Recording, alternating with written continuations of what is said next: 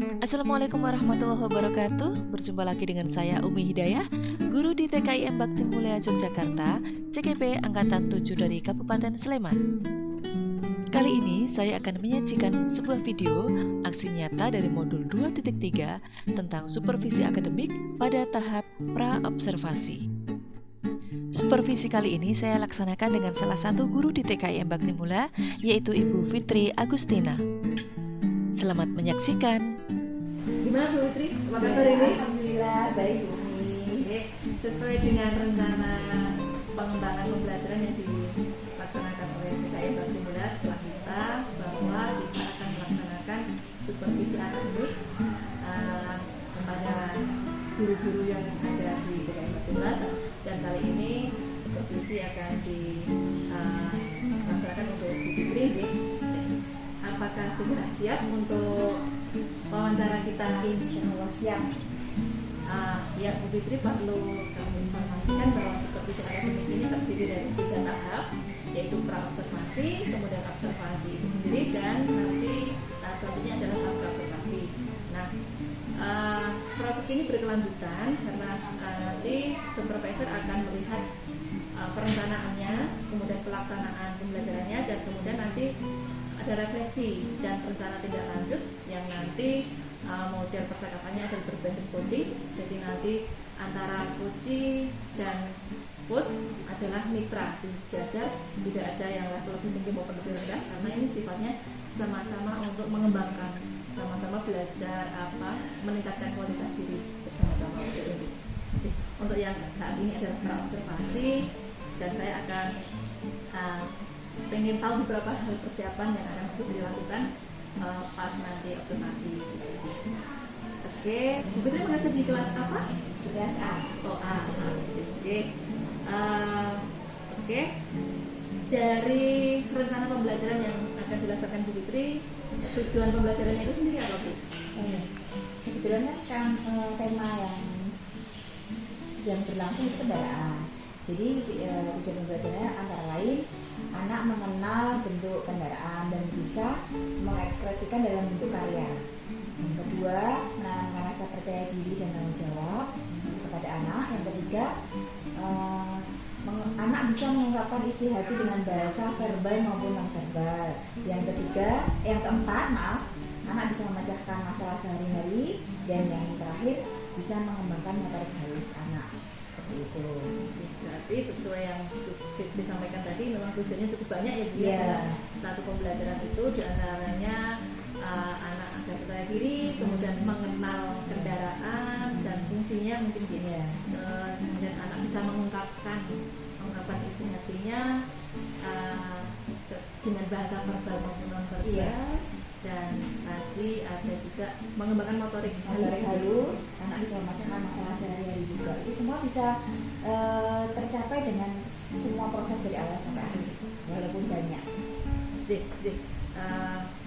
Kemudian area pengembangan atau pengembangan pembelajaran yang seperti apa yang ingin Bu Fitri kembangkan dengan proses supervisi akademik ini? Saya mencoba mengembangkan pembelajaran berdiferensiasi dan yang terintegrasi dengan KSE atau kompetensi sosial emosional. Diharapkan dengan itu pembelajaran yang bisa diberikan itu sesuai dengan kebutuhan dan gaya belajar anak, sehingga dengan begitu nanti daya serapnya anak lebih optimal karena sesuai dengan apa yang mereka butuhkan dan apa yang mereka inginkan. Kemudian juga menciptakan budaya positif dengan KSE tersebut. Dengan tujuan atau tujuan pengembangan yang Bu Fitri rencanakan tersebut, strategi apa yang Bu Fitri siapkan? Pertama, saya menyiapkan media sesuai kebutuhan anak. Konten dan prosesnya kita usahakan agar sesuai dengan kebutuhan anak. Yang kedua, saya mencoba memberikan kebebasan berekspresi sehingga anak tuh bisa istilahnya melejitkan potensi mereka gitu, dalam menciptakan bentuk. Dalam hal ini kan karena di sentra balok ya, jadi dalam menciptakan bentuk mereka itu bebas mengekspresikan apa yang dipikirkan. Kemudian dengan metode demonstrasi, anak langsung membuat hasil karya. Jadi mereka juga punya kebanggaan terhadap hasil karya tersebut. Kemudian anak bisa mempresentasikan hasil karyanya kepada saya. Kemudian saya juga menyiapkan materi yang bervariasi untuk masing-masing anak. Kenapa Bu Fitri mempunyai strategi menyediakan konten atau materi pembelajaran yang bervariasi ke anak? Ya, kembali ke tadi agar sesuai dengan gaya belajar maupun kebutuhan dari masing-masing anak. Untuk rencana pembelajaran ini akan dilaksanakan kapan? Rencananya untuk sentra balok kelas A jatuh pada hari Kamis, misalnya besok Kamis minggu ini. Itu bisa digambarkan tema apa, kemudian proses pembelajarannya seperti apa? Ya. Temanya tema kendaraan darat. Kemudian prosesnya di awal itu pertama pembukaan. Kemudian di awal saya menyampaikan penanaman KSE itu tadi untuk menciptakan budaya positif di kelas. Jadi mereka harus saling bekerja sama dengan baik, saling menyayangi sama teman. Kemudian kalau bersalah minta maaf, kalau lewat permisi, kalau menerima sesuatu berterima kasih dan seterusnya. Itu di awal. Kemudian saya menyampaikan persepsi mengenai tema yang akan kita laksanakan bersama, tema kendaraan. Dalam menyampaikan materi itu saya mempunyai 2 jenis materi untuk menyampaikan persepsi awal itu. Yang pertama dengan menggunakan video untuk memberikan gambaran kepada anak, jadi anak-anak yang tertarik kepada visual akan lebih ke video tersebut. Kemudian yang berikutnya saya juga mempunyai gambar dan buku-buku untuk anak yang tertarik ke sana.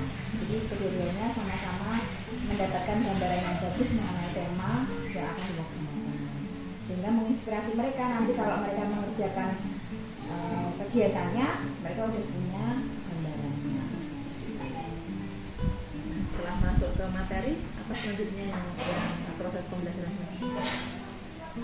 Setelah masuk ke materi, anak-anak mendemonstrasikan secara langsung pembuatan kendaraan. Mereka akan diperbolehkan memberikan ide kendaraan seperti apapun yang mereka pikirkan untuk diwujudkan dalam bentuk balok itu. Jadi nanti media yang disediakan di sentra balok itu memang semua balok dengan berbagai macam bentuk ditambah dengan aksesorisnya. Oke. Nanti untuk proses pembuatannya masing-masing anak itu sendiri, baloknya gimana Bu? Ditentukan misalnya anaknya itu nanti sendiri-sendiri apa berkelompok, kemudian media baloknya itu nanti ditentukan kelompok ini misalnya ini, yang kelompok lain ini, atau kalau karena ini hanya bentuk kendaraan saja, jadi kita perorangan per anak masing-masing bebas menentukan balok apa yang akan diambil, kemudian membuat satu kendaraan sendiri. Seru sepertinya ya Bu. Ya, kadang-kadang juga kita berkelompok juga Bu, kalau misalnya proyeknya besar, misalnya membuat kayak taman bermain, membuat terminal atau membuat suatu kota, itu biasanya berkelompok. Tapi karena ini bentuk kendaraan saja, jadi satu anak satu proyek. Kalau target capaiannya Bu, indikator pencapaian bahwa anak itu telah mempunyai daya serap yang tinggi terhadap materi, indikatornya seperti apa? Jadi nanti kan setelah mereka berhasil membuat suatu bentuk, mereka mempresentasikan kepada saya bentuk apa yang mereka buat, terus itu idenya seperti apa. Jadi nanti saya bisa mengamati pertama dari bentuknya dulu, bentuknya sudah kompleks atau mungkin sangat sederhana atau kan nanti kelihatan bentuknya. Terus yang kedua, mereka juga terlihat dari presentasinya mereka akan menjelaskan ini idenya seperti apa, mobil apa, terus gunanya apa dan seterusnya. Nanti akan kelihatan dari situ. Dari proses pembelajaran itu apakah dimungkinkan berapa persenkah tercapai tujuan pembelajaran yang direncanakan tadi? Target ya, lebih dari 80% Bu, karena nanti kita tetap mengamati dari awal proses sampai akhir. Jadi nanti insya Allah semua dari 5 tujuan yang kita tentukan ini bisa tercapai juga. Oke, saya sangat antusias ini ingin melihat proses pembelajaran yang akan Bu Fitri lakukan. Besok hari Kamis ya Bu ya, di Sentral Balok. Oke. Semoga nanti lancar, semua tujuan pembelajarannya dapat tercapai dan daya serap anak-anak juga optimal dengan pembelajaran diferensiasi dan terintegrasi KSE yang akan Bu Fitri laksanakan. Terima kasih. Sampai berjumpa lagi nih di hari Kamis besok. Ya, insya Allah. Semoga semua sehat, anak-anak juga semangat belajar. Terima kasih sekali Bu Fitri ya. Sama Bu. Demikian tadi proses supervisi akademik pada tahap pra-observasi yang saya laksanakan bersama salah satu guru di TKIM Bakti Mulia, yaitu Ibu Fitri Agustina. Terima kasih, salam dan bahagia. Wassalamualaikum warahmatullahi wabarakatuh.